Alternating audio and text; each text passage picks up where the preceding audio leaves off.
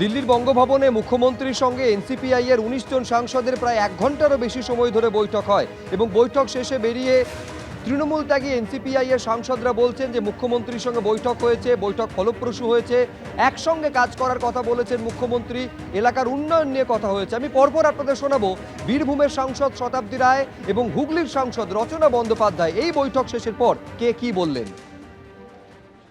উনি স্পেসিফিক্যালি বলে গেছে কতগুলো রাস্তা দেবে, কতগুলো আইসিডিএস সেন্টার দেবে, কতগুলো এমপিদের যেমন অন্নপূর্ণা ভান্ডারে অ্যাপ্লাই করেছে কিন্তু পায়নি, এরকম ৫,০০০ করে একটা এমপি রেকমেন্ডেশনে আসবে।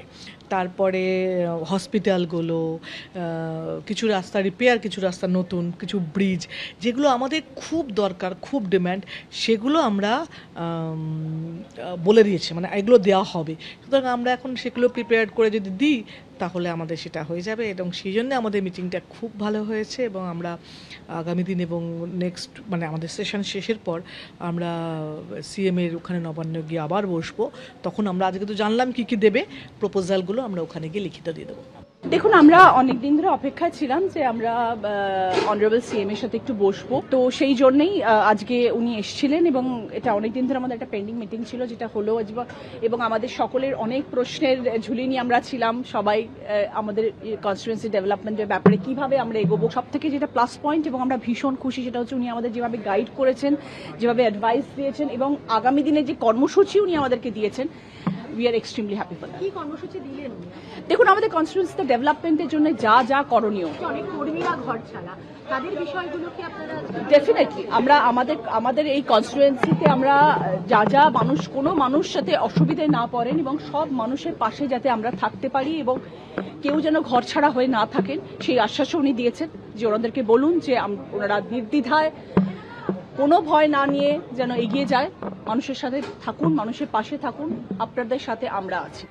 আজ নির্ধারিত সময় ৪টের কিছু আগে সংসদ ভবনে এসে পৌঁছন রাজ্যের মুখ্যমন্ত্রী শুভেন্দু অধিকারী। তারপর কেন্দ্রীয় অর্থমন্ত্রী নির্মলা সীতারামনের সঙ্গে সাক্ষাৎ করেন। যখন বৈঠক করছেন সেই মুহূর্তে ছবি আপনারা দেখতে পাচ্ছেন, রাজ্যের মুখ্যমন্ত্রীর সঙ্গে কেন্দ্রীয় অর্থমন্ত্রীর সাক্ষাৎ।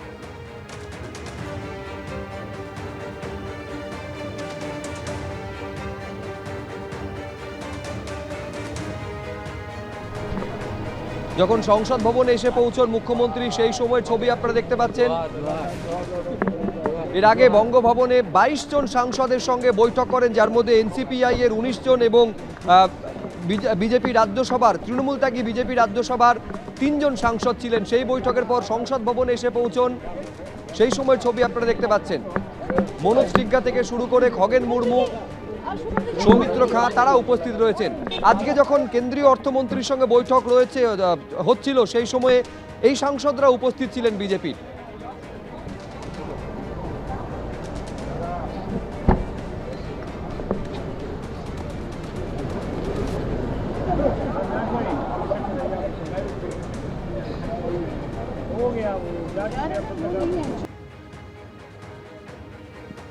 আর এটা নির্মলা সীতারামনের সঙ্গে যখন বৈঠক চলছে সেই সময়ের ছবি আপনারা দেখতে পাচ্ছেন। মুখ্যমন্ত্রী সংসদ ভবনে পৌঁছন এবং তারপর কেন্দ্রীয় অর্থমন্ত্রীর সঙ্গে সাক্ষাৎ করেন।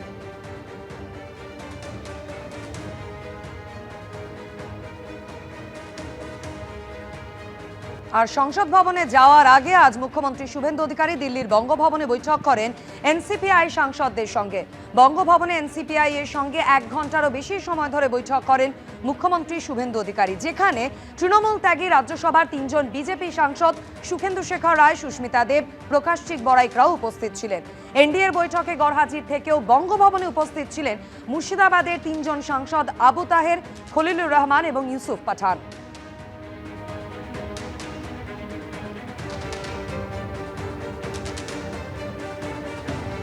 মুখ্যমন্ত্রীর সঙ্গে এলাকার সমস্যা নিয়ে কথা হয়েছে। কিছু সমস্যা আছে, সেগুলি খুব তাড়াতাড়ি মিটে যাবে। ঘরছাড়াদের ঘরে ফেরানো নিয়েও মুখ্যমন্ত্রীর সঙ্গে কথা হয়েছে। বৈঠকের পর এমনটাই দাবি তৃণমূল ত্যাগী এনসিপিআই সাংসদ সুদীপ বন্দ্যোপাধ্যায়ের। আমরা প্রথম থেকে একই কথাই বলে আসছি যে মুখ্যমন্ত্রী সাংসদদের সঙ্গে বসবেন, তাদের এলাকার সমস্যাবলী নিয়ে জানতে, এবং এখনও এলাকায় নিচু স্তরে বোঝাপড়াগুলো ঠিকঠাক মতো হয়নি, তাই একটা অশান্ত পরিবেশ এখনও বজায় আছে।